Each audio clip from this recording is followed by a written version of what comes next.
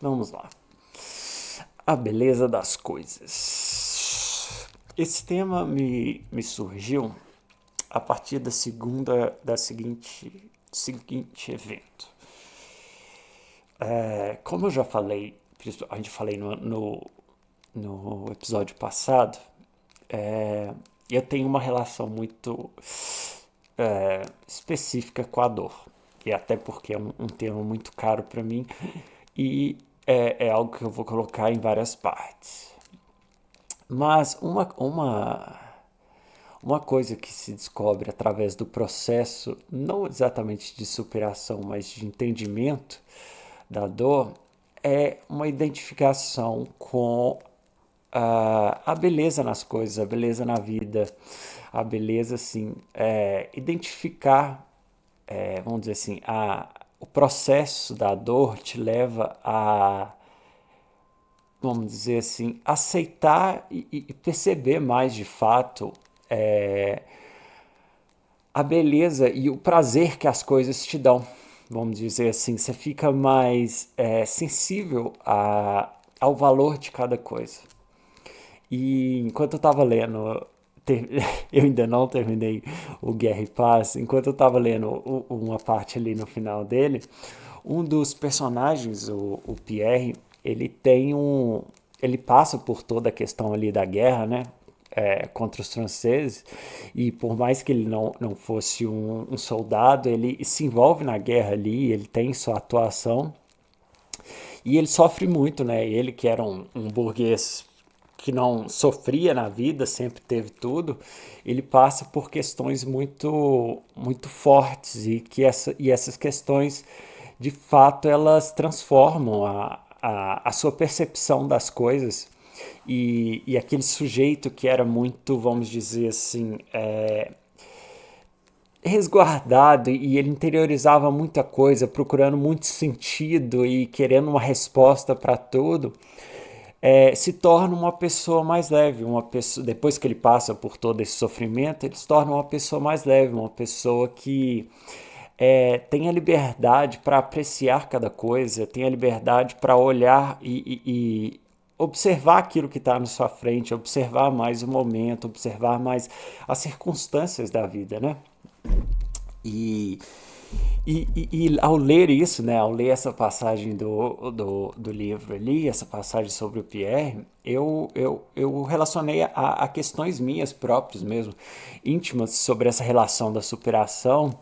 E é fato que em vários momentos da vida, em vários momentos do meu dia a dia, eu me pego olhando assim, vendo coisas simples, coisas bobas e buscando nelas, assim, não buscando, mas percebendo nelas a fragilidade, e não fragilidade no sentido de algo que quebra fácil, mas a fragilidade no sentido, como é que eu posso dizer?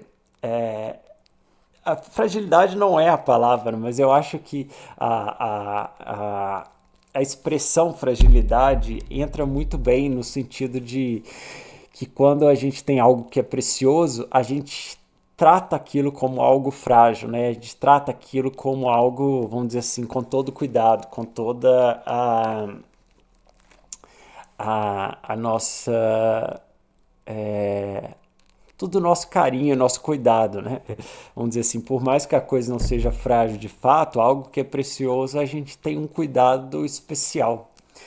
E, e eu me pego olhando assim, às vezes, para coisas simples, coisas, vamos dizer assim, uma fruta, por exemplo. Uma fruta tem colorações, tem cheiro, tem gosto, tem várias qualidades que a gente não para perceber. E às vezes, por exemplo, uma questão a respeito do gosto mesmo, assim, da fruta. O nosso paladar hoje em dia ele é extremamente viciado em doce, viciado em certos, vamos dizer assim, certas formas do sabor das coisas, que a gente para de sentir o sabor das frutas de fato, a gente para de sentir o sabor original mesmo, né? Vamos dizer assim, o sabor natural das coisas. A gente recebe tudo através de coisas industrializadas, o que é extremamente, vamos dizer assim, extremamente ruim, porque de fato a gente não está vivenciando é, coisas boas, simples, simplesmente porque nós nos tornamos, de certa forma, escravos de um consumo de um consumo viciado mesmo, né? Vamos dizer assim, dessas coisas industrializadas. Elas, vamos dizer, a gente consome uma vez e aquilo, foi gostoso e a gente começa a repetir aquilo ali simplesmente porque nos é primeiramente feito entendido pelo nosso próprio corpo que aquilo ali é algo satisfatório, né? Porque a gente teve liberações hormonais e tudo e tal, mas também por toda a propaganda que vem envolta nesses produtos que a gente consome, né? E assim, não falando de produtos daqueles mais industrializados, os próprios, todo produto que a gente compra, por mais orgânico que ele seja no supermercado, se ele está dentro de uma embalagem, ele tem algum processo industrial ali. E mesmo o convencionalismo da embalagem, ele nos condiciona, né? Eles nos leva a uma especificidade do consumo que é totalmente diferente do alimento natural. Do alimento, quando eu digo natural, o alimento em essência, né? Vamos dizer, a fruta, o vegetal, a carne, o ovo. É toda uma experiência que é completamente diferente de quando a gente pega uma caixa ou uma lata de um alimento. São duas coisas que não se comparam, assim, em termos daquilo que é humano. Obviamente, esse termo eu acho que ele tem que se tomar muito cuidado com ele, porque o que é industrializado também é humano. Você pode colocar assim, fazer um juízo de que, mas é uma questão perversa, vamos dizer assim. É um humano perverso que se condicionou a consumir aquilo ali, mas na verdade vamos dizer, é uma opção, né?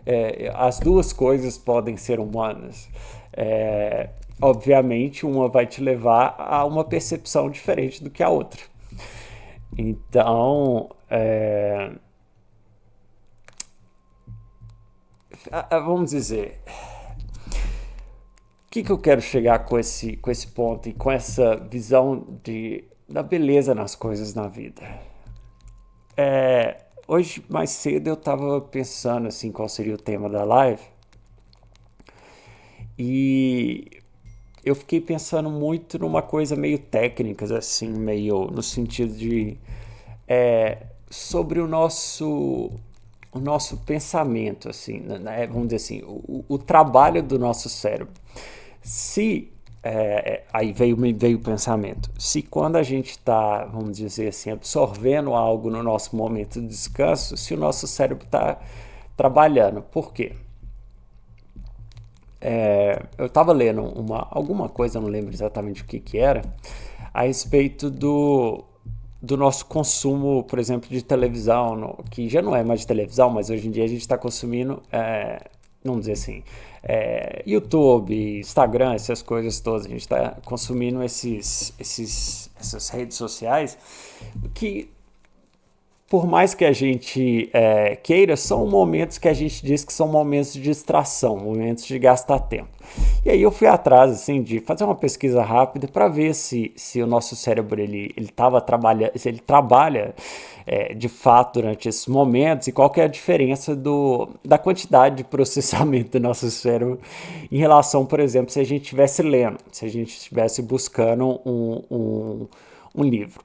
Mas por que eu fui fazer essa pergunta? Porque eu queria saber se aquela nossa velha fala, mas eu preciso fazer isso daqui para descansar.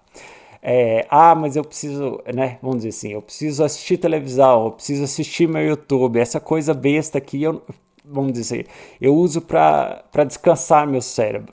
Eu uso para descansar porque eu não quero trabalhar, né? Eu já trabalhei o dia todo e agora eu tenho que descansar.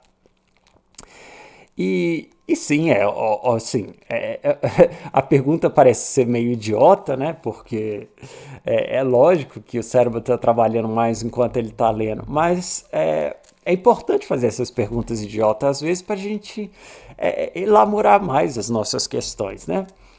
E eu fui chegando assim, né, durante essa pergunta e essa pesquisa, na ideia de, bom, duas coisas. Uma é o que, que a gente está fazendo com esse tempo que a gente chama de ocioso, que é o tempo que a gente está, vamos dizer assim, distante daquilo que a gente chama de trabalho, e qual que é a relação que a gente tem feito com ele, vamos dizer assim, se é uma relação de prazer, se é uma relação de descanso, se é uma relação de, vamos dizer assim, outro trabalho, porque se a gente pensar, vamos dizer assim, um jovem aí nos seus 20 e poucos anos, vamos lá, ele está trabalhando, estudando, e aí ele sai da rotina, né, do trabalho, do estudo, e o que ele faz no seu tempo ocioso? Muitas das vezes ele vai para a academia, né, e a academia ele tem como, né, o exercício físico como uma rotina, como uma outra parte, vamos dizer assim, um trabalho que está destinado a uma formação e um mantenimento do corpo, que a gente pode enxergar também como um trabalho, né? Vamos dizer assim, existe uma regra e uma obediência naquilo ali. Depois ele tem o seu alimento, que hoje em dia também, né, o jovem ele está muito condicionado a seguir certas dietas, seguir certas ordenâncias do consumo. E vamos dizer, aí tem quantidade de calorias, tem o cardápio, tem essas coisas, tem os aplicativos, vamos dizer assim, isso seguindo um pensamento assim meio generalista sobre o jovem atual, né? E aí o que ele vai fazer depois? Aí ele tem o Netflix, ele tem os jogos, ele tem as redes sociais, que é aquilo que ele vai fazer no seu momento de, de descanso, né? De mudar de ambiente. Primeiramente que se ele for, por exemplo, jogar o jogo, aí a gente entra num problema muito grande, porque muitas vezes os jogos eles gastam mais do seu cérebro do que quando você está trabalhando, fazendo o trabalho do cotidiano ou estudando.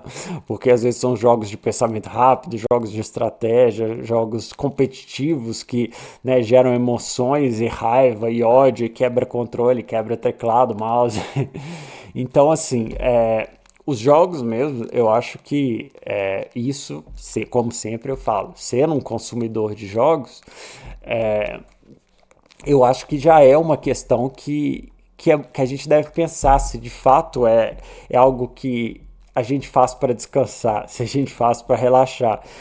E que se a gente, vamos dizer assim, no relaxamento a gente tem essa capacidade de fazer e usar tanto do cérebro, por que nós não fazemos outras atividades, por exemplo, como ler, como escrever, como, vamos dizer, fazer arte, que eram coisas comuns no passado?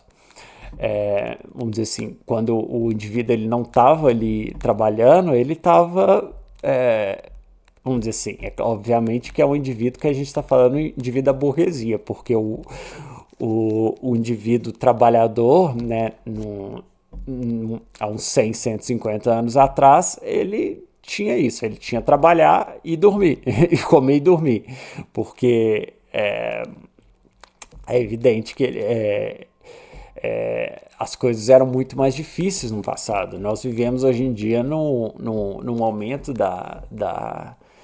né, da humanidade aonde tudo é mais fácil, a gente tem muito mais tempo. A humanidade nunca teve tanto tempo.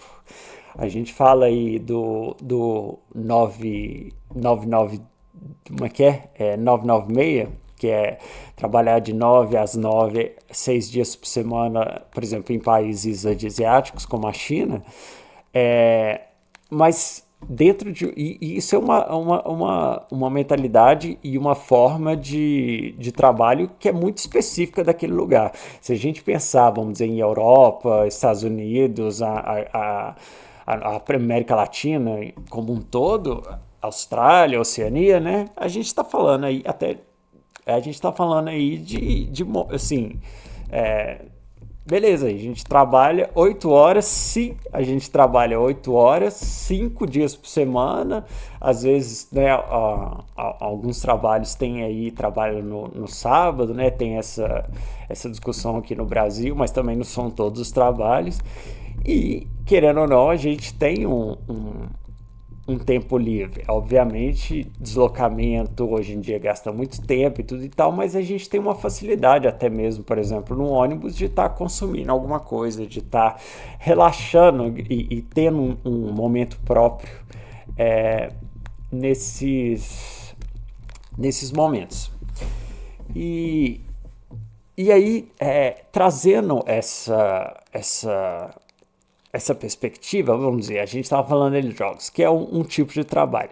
Aí você pode falar, não, mas eu vejo uma Netflix, eu vejo uma novela, né, que era aquilo que a gente fazia antes, ou via o programa, o talk show que passava na TV, o Silvio Santos, seja lá o que for, dependendo da idade. Realmente, nesses programas a gente vai ter uma simples absorção, a gente não vai ter nenhum tipo de proatividade no processo. Mas, independente disso, nenhum desses momentos está relacionado com aquilo que se falava na antiguidade sobre a importância do ócio. Nenhum desses elementos nenhum desses comportamentos está de fato relacionado à experiência vamos dizer assim, do não pensar, do não entretenimento, do momento de meditação, ou seja, meditação de não pensar ou meditação direcionada, né? Direcionada com foco. E eu acho que assim, num momento da história que a gente tem mais tempo para nós mesmos, nós não destinarmos esse momento para o ócio, o momento para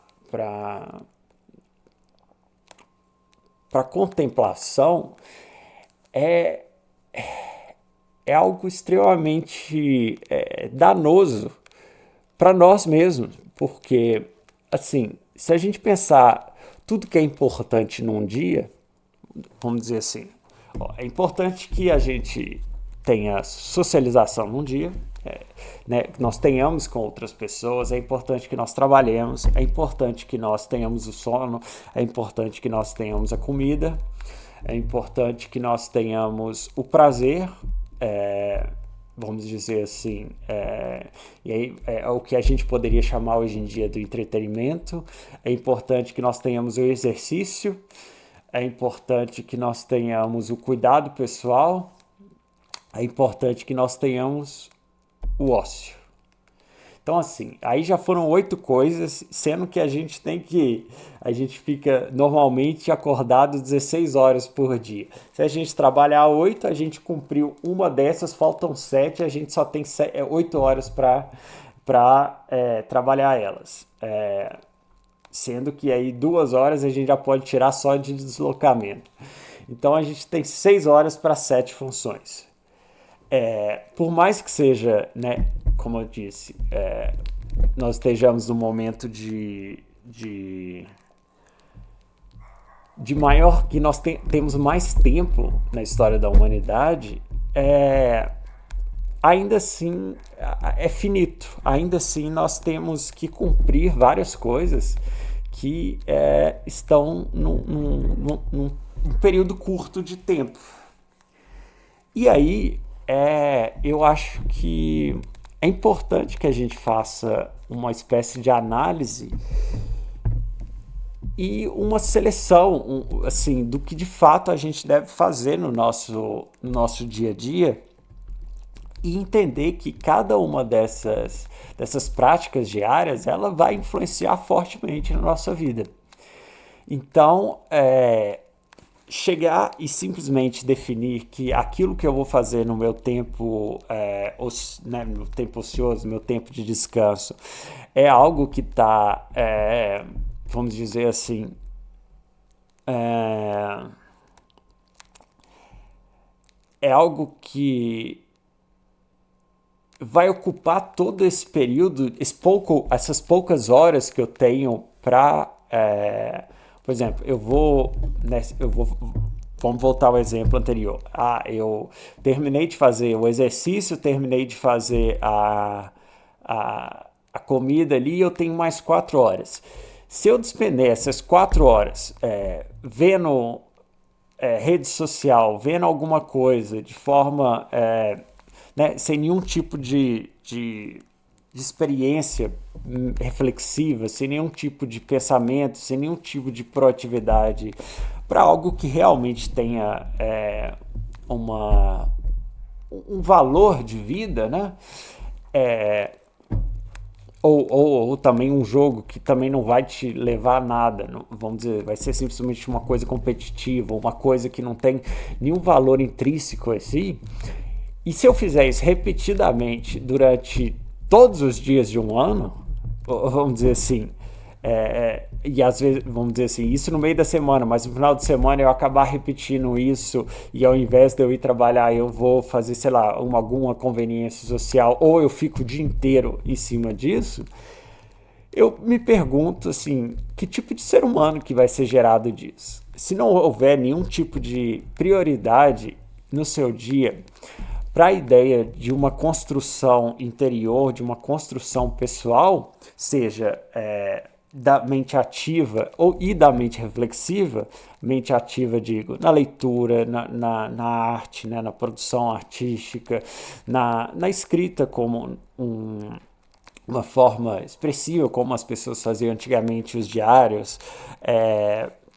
Se não houver uma obra reflexiva e o momento da ociosidade dentro dessas poucas horas que a gente tem no nosso dia, nós vamos nos tornar indivíduos robóticos e totalmente influenciados pelaquilo que a gente consome nesse período. Moldados ali pelo nosso trabalho, pelas circunstâncias do nosso trabalho e moldados pelas redes sociais, moldados pelaquilo que é dito ali, moldado pelo que é a mídia. Por quê? Nós não vamos gastar tempo produzindo conteúdo reflexivo próprio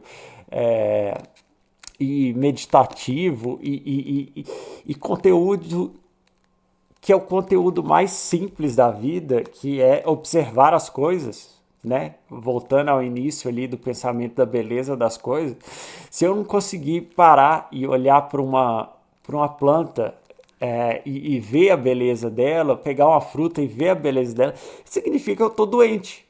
Porque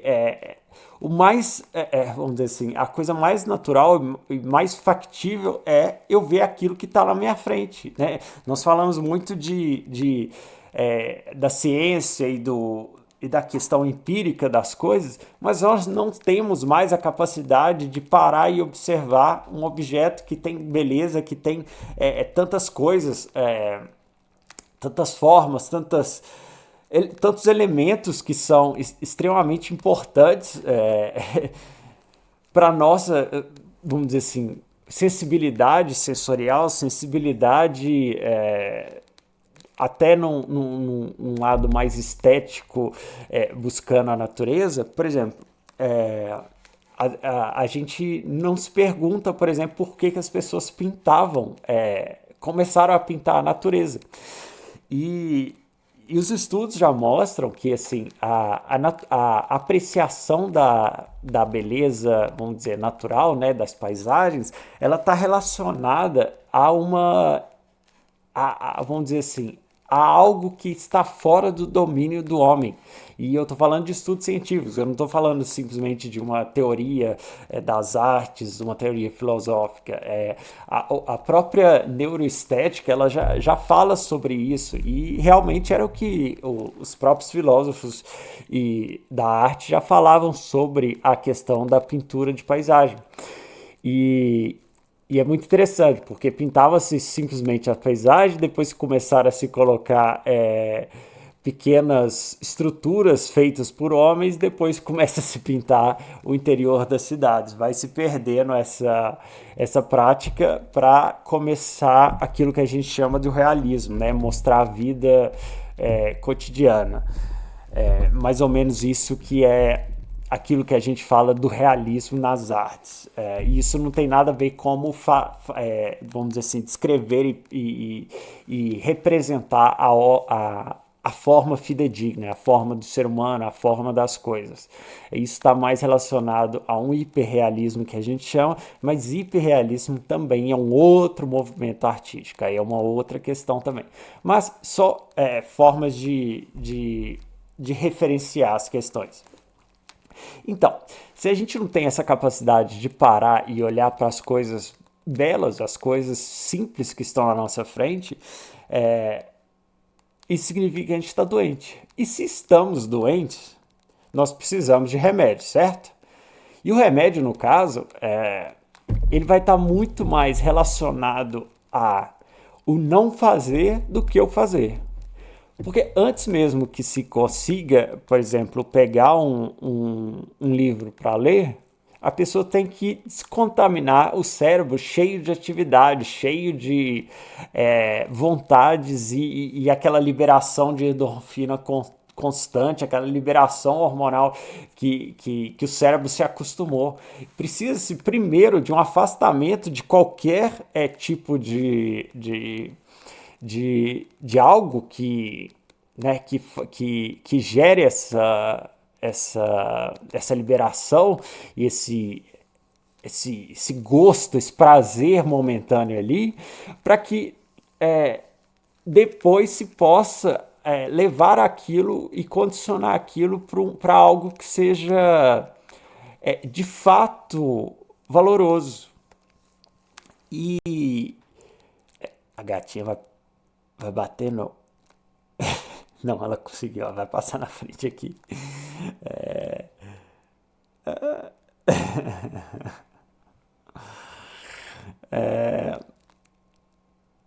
Agora parece que ela quer se apresentar todo dia também. Canelinha. Até me fez perder a linha de raciocínio. Mas essa desintoxicação ela precisa ser feita urgentemente por quem não a faz, quem não para em algum momento e gasta um tempo com nada, com o ócio, o tempo simplesmente olhando para as coisas, o tempo simplesmente tomando vamos dizer assim, um momento para não fazer nada, o que é o ócio, né? Simplesmente parado, sem pensar no futuro, sem pensar no que vai fazer, sem pensar no que tem de se fazer, sem pensar na vontade, né? Porque muitas vezes a gente fica projetando aquilo que nos vai dar prazer, sendo que a gente pode ter o prazer ali no momento, e o prazer ele pode vir, se assim você permitir através da contemplação do momento, ele pode vir de observar coisas simples. De novo, como observar a fruta, a flor, observar as pessoas ao seu redor.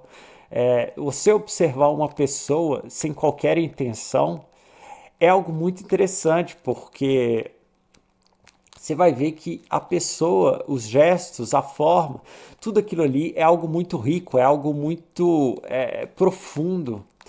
E eu acho que um artista que buscava muito isso, essa beleza nas coisas e muito no corpo e na expressão do corpo, é esse artista que tá esse tempo todo aqui na tela, que é o Egon Schiele, que ele é um artista que sim, ele tem uma controvérsia muito grande a respeito, vamos dizer assim, eram outros tempos, mas não dá pra gente ficar também passando a mão demais por serem outros tempos. Mas existe uma controvérsia sobre a idade das garotas que ele pintava.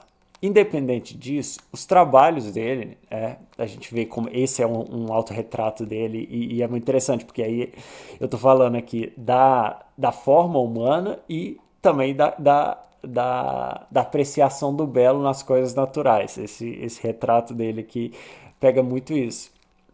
Mas a gente pode ver em outras obras dele esse contato dele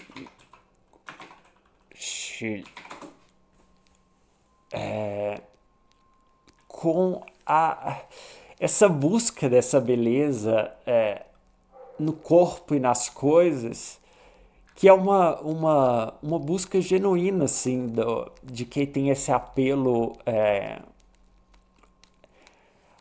do momento, apelo vamos dizer assim, as imagens em si, elas são, vamos dizer assim, imagens estáticas, né? É como se a gente estivesse parando um momento do tempo ali.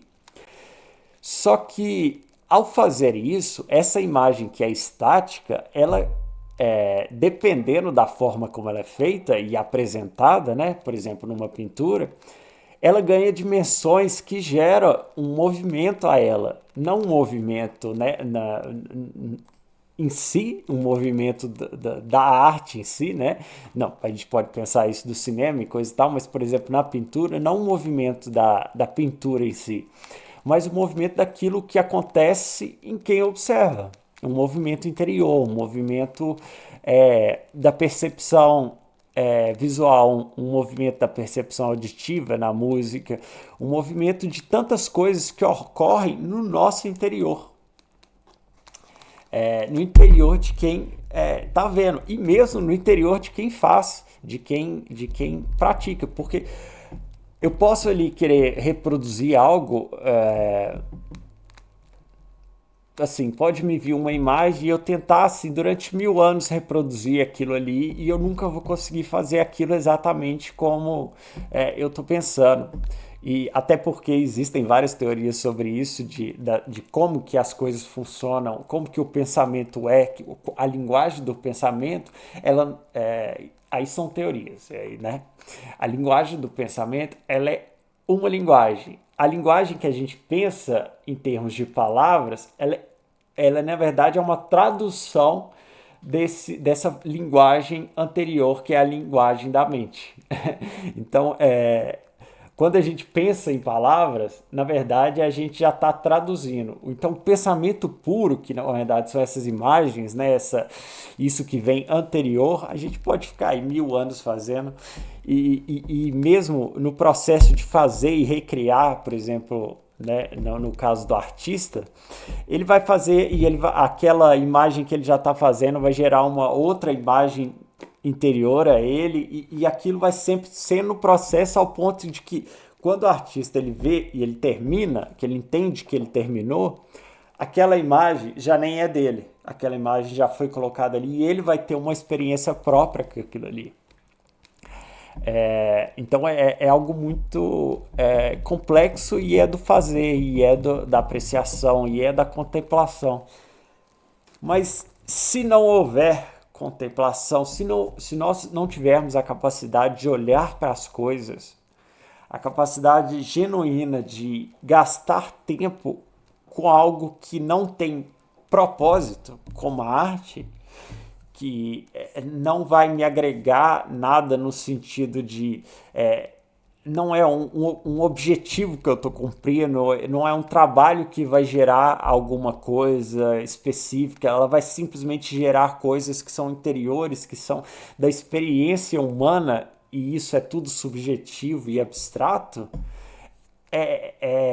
Se a gente não ter a capacidade disso, se a gente ficar simplesmente dentro de um mecanismo sistemático, robótico, que aí também está envolto no nosso momento de suposto ócio, que são nas redes sociais, são nos aplicativos, são nos jogos e são nos filmes da Netflix, do Prime, do sei lá. Se a gente fica só dentro dessa bolha desse sistema, a gente não vai conseguir ter essa experiência genuína que é a experiência da vida.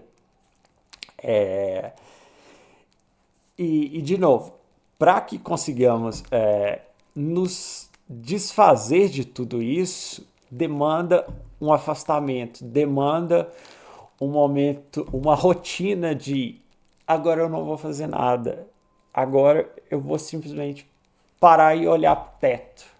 Agora eu vou. A gente vê muito, na verdade, até isso daqueles filmes americanos, onde o adolescente ele simplesmente parava e ficava ali deitado na cama olhando pro teto. Eu vivi muito isso.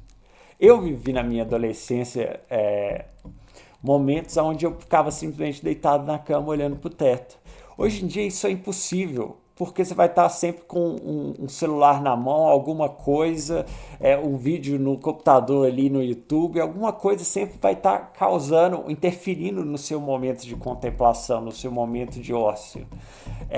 E isso é extremamente perigoso. Primeiro, porque a nossa mente, e isso é comprovado cientificamente, ela ganha muito no momento do ócio, da meditação, no momento do nada. Ela é capaz de. É uma espécie de ressintonia que o processo cerebral faz. Ela é capaz de. Ressintonia no sentido, ela realmente muda a frequência. Aí eu não sei dizer se é uma frequência em termos elétricos, né, da ligação dos neurônios, ou se é um termo só de uma questão só de comportamento mesmo, né? Eu não sou neurocientista, me desculpem, um dia eu vou saber mais sobre isso. Mas, por exemplo, tem pessoas que fazem essa ressintonização através da meditação, né, como eu já disse, mas tem pessoas que também fazem através da oração. Tem pessoas que tiram um momento do seu dia para fazer uma oração que, por mais que elas estejam pedindo ali, né, e fazendo e pensando nas pessoas, é um momento de afastamento, é um momento que elas estão. E até na característica da oração, quando ela não é uma oração repetida, e eu não estou falando de uma religião específica, mas quando a pessoa ela está no processo de oração que não é uma oração repetida, não é um mantra, ela está, de certa forma, deixando que as palavras e que aqueles pensamentos, aquelas coisas venham, aquelas imagens venham, para que ela possa simplesmente lidar com elas no seu processo religioso ali e possa, né, buscar suas bênçãos e suas ideias, né, suas direções divinas. Então, cada um tem o seu método, mas é fato que a maioria das pessoas hoje em dia não faz isso. E às vezes um caminho também obviamente, contemplar as coisas simples da vida, eu acho que é o que mais, vamos dizer assim, faz sentido. Por que faz sentido? Porque quando a gente começa a contemplar as coisas que estão ao nosso redor, e aí de novo, contemplar a fruta, a flor, as pessoas, quem vive conosco. Quando a gente começa a olhar com esse olhar desinteressado, né, que não tem nenhuma intenção, a gente vê coisas que a gente não via antes. A gente começa a perceber que as pessoas às vezes estão com algum problema, a gente começa a perceber às vezes que as pessoas são mais bonitas do que a gente pensava, a gente começa a perceber também problemas físicos, a gente começa a perceber, vamos dizer assim, certos comportamentos que a gente deveria perceber nas pessoas. A gente começa a olhar, por exemplo, para nossa casa com um olhar que não é um olhar simplesmente do lugar onde eu habito, mas um olhar que é um olhar de pertencimento, no sentido de se aquilo, se eu habito aqui, por exemplo, a gente vê nessa cena aqui, é uma cena, né, mais íntima, uma cena de interior e uma coisa bem confusa, parece que tem umas almofadas, aí tem esse manto aqui, esse lençol que esses dois estão envolvidos nele, parece uma coisa meio musgo aqui, né? É, mas é isso, é interior, é seu. Quando a gente olha a nossa casa e o nosso ambiente com esse olhar de pertencimento, a nossa visão ela expande, porque quando a gente olha para o espaço que é nosso, a gente está olhando para a gente mesmo. E aí você consegue ter inúmeras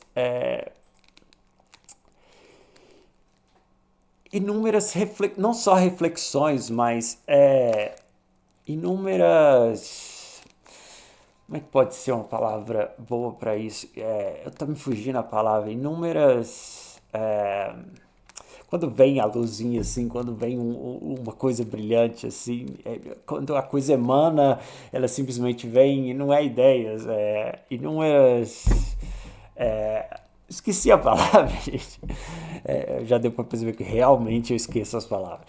É, Daqui a pouco eu lembro. Enfim. Mas então vem esses pensamentos que são pensamentos que, se nós não estivéssemos no ócio e na contemplação, nós não é que ele não existiria, mas é que nós não teríamos o tempo para pescá-los, para percebê-los, perceber que eles estão ali. Perceber que que todo o nosso aparato sensorial já percebeu aquilo ali e que a nossa mente anterior já fez um processo que aquilo ali ele só precisa falar. Mas a mente ativa, a mente ou ativa fazendo algo, vamos dizer, muito, né, que está relacionado a um tipo de trabalho, ou fazendo algo que é, vamos dizer assim, um entretenimento que consome a sua atenção, não seria possível de você realizar e de você perceber. Então é extremamente importante esse momento desse ócio, dessa percepção. E só aí depois que a gente começa né, depois de trabalhar diariamente, nos permitindo ter esse momento, que a gente vai ter liberdade assim, abertura mesmo da nossa mente para consumir as coisas como elas devem ser consumidas de fato nesse momento de ócio, né? Que a gente vai buscar uma leitura e a gente vai buscar na leitura uma reflexão, a gente vai buscar na leitura histórias que a gente vai conseguir fazer conexões sentimentais, conexões de outras memórias nossas, pessoais, a gente vai começar a entender vamos dizer assim, a filosofia da vida que está envolvida nas histórias. A gente vai ver um filme e um filme de qualidade, não um filme que esteja dentro de vamos dizer assim, de um roteiro sistemático. E aí tem que se, vamos dizer assim, eu recomendo que quando for ver filmes que sejam filmes que não, vamos dizer assim, com a intenção de ver um filme que tem algo de artístico, né? É interessante que busque sim pessoas que conhecem mais e busquem as indicações, porque a pessoa que não conhece muito de cinema, ela pode ser muito enganada pelos aplicativos, vamos dizer assim, pelo que a mídia fala. A cinemografia, se é assim a palavra, ela é muito vasta e muito maior do que é apresentado por esses aplicativos e as mídias. Existem, assim, filmes maravilhosos que não são conhecidos por, vamos dizer assim, foram vistos por uma infinitésima quantidade de de pessoas, mas que essas pessoas que estão, que convivem, consomem, são cinéfilas mesmo, elas conseguem indicar e indicar assim, bem direcionada e explicar por que tal filme é bom. Então, assim, o cinema é maravilhoso, é realmente uma nova arte que surgiu no último século, mas hoje em dia a gente tem que tomar muito cuidado com aquilo que a gente vê, porque senão a gente vai estar vendo só algo para gastar tempo, né? Para só, vou ali, vou descansar, vou ver isso daqui para descansar. É, obviamente que assim, eu não vou tirar, vamos dizer assim, o valor que há, né, em todas essas coisas que só são para descansar. Mas eu garanto assim a qualquer um que depois que você faz esse afastamento dessas, vamos dizer assim, dessas coisas que consomem o seu tempo através do mecanismo do prazer. Se afasta, começa a viver mais o agora, começa a experienciar a beleza nas coisas, e sejam, né, as coisas que estão ao seu redor, as coisas que são interiores.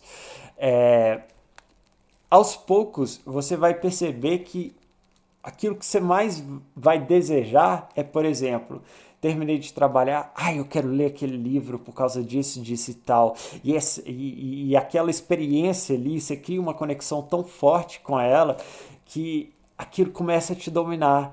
Aí você, por exemplo, aí você começou a ver filmes, né, filmes que têm um direcionamento. Aí você fica, tal diretor, ele falou sobre isso nesse filme, quem sabe o que ele vai falar agora. Por exemplo, eu citei algumas palavras passadas aí, o Lars von Trier, no Anticristo. O Lars von Trier, ele tem umas falas, né, na completude dos seus filmes que é muito intrigante e você fica querendo ver como ele vai apresentar tal coisa em tal filme, né? É algo que você começa a querer mais, entende? E não é algo que, assim, é algo que gasta tempo, mas é um tempo muito mais contido e é um tempo que ele não é gasto, ele é um tempo que ele é vivido. Então, assim, eu trago aqui muitos nas lives a arte em si, né? Vamos dizer assim, em termos de quadro, esculturas. É, quando você começa a aprender a estar presente e você consegue, se você se permite descobrir a beleza na arte em si e olhar para uma pintura e ficar olhando e ficar, né, deixando que aquilo aqui, que aquela imagem trabalhe em você e você faz essa experiência meditativa de, de deixar que aquilo ali te consuma de fato, te consuma no sentido de que tome a sua existência para si e através disso ela vai te levar a caminhos né, e aí é algo de cada um, né, a questão subjetiva, é, você vai querer mais e mais, sempre mais e mais disso. Vamos dizer, o seu mecanismo de prazer, ele vai ser dominado por essas coisas. E, e é muito interessante porque todas essas coisas elas só agregam.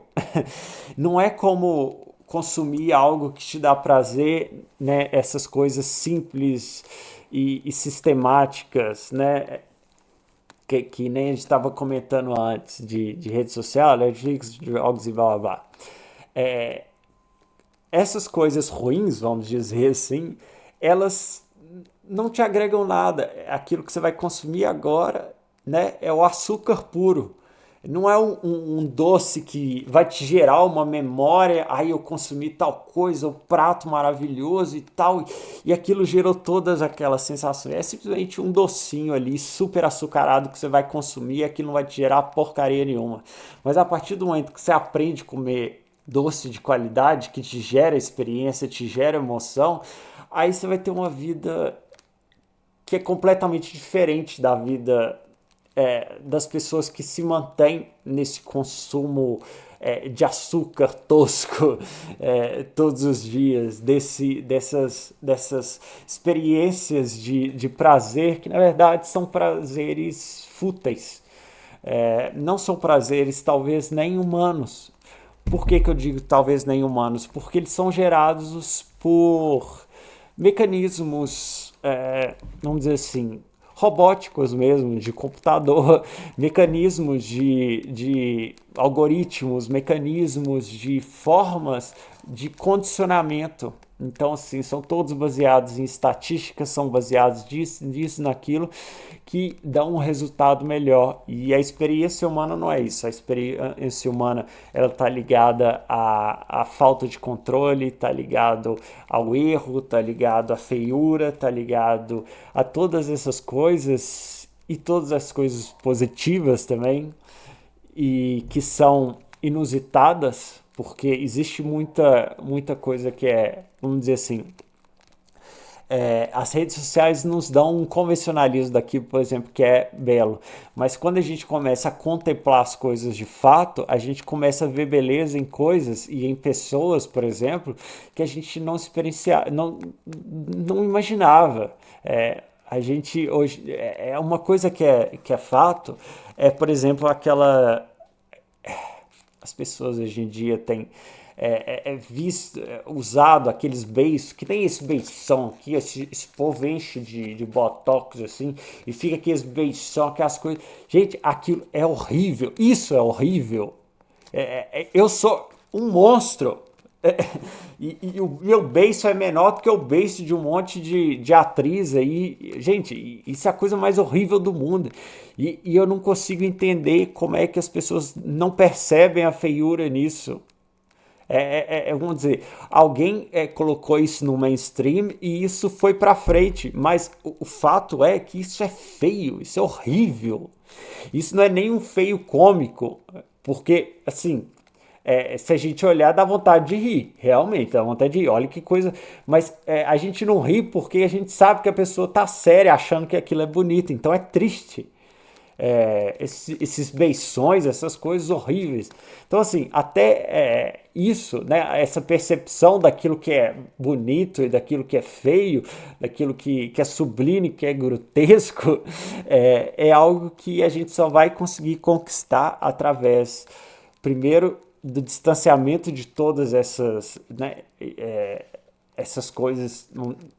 Não de todas essas coisas, talvez por um momento para fazer uma lavagem mesmo, né? Para fazer uma desintoxicação digital.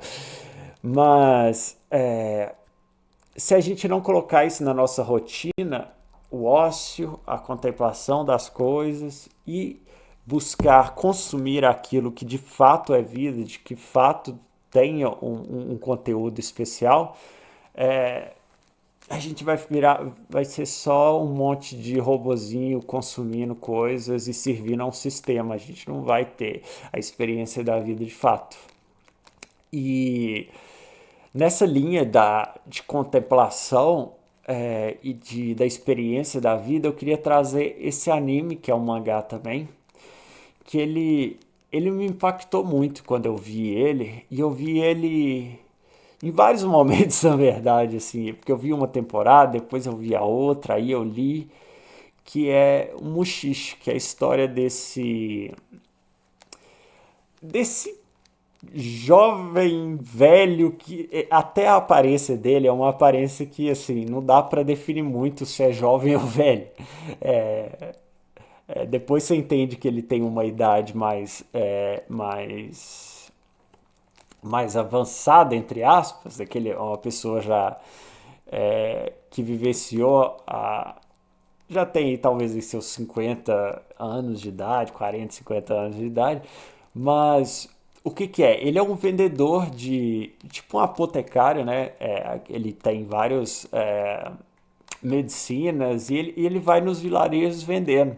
É interessante também que a roupa dele é uma roupa muito moderna para os lugares que ele vai, porque os lugares sempre são lugares muito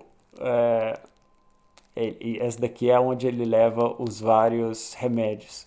E aí ele vai vendendo, pelo menos é isso que ele se coloca como, né? Mas na verdade ele é um mago, assim, que lida com os seres espirituais, né? Os Mushish. E aí ele tem esse super conhecimento, assim, desses seres. E, assim, eu não vou contar tanto da história assim, né? Mas eu vou falar assim, o porquê que eu recomendo ela. Porque os muxiches, né, que são esses seres que ele vai observando e que interagem com a natureza, né? Aí tem todo um folclore japonês relacionado a isso, eu acho que chinês também. É, eles nos levam a perceber uma espécie de vida nas coisas que a gente não, a gente vamos dizer assim, na verdade, de uma forma fantástica.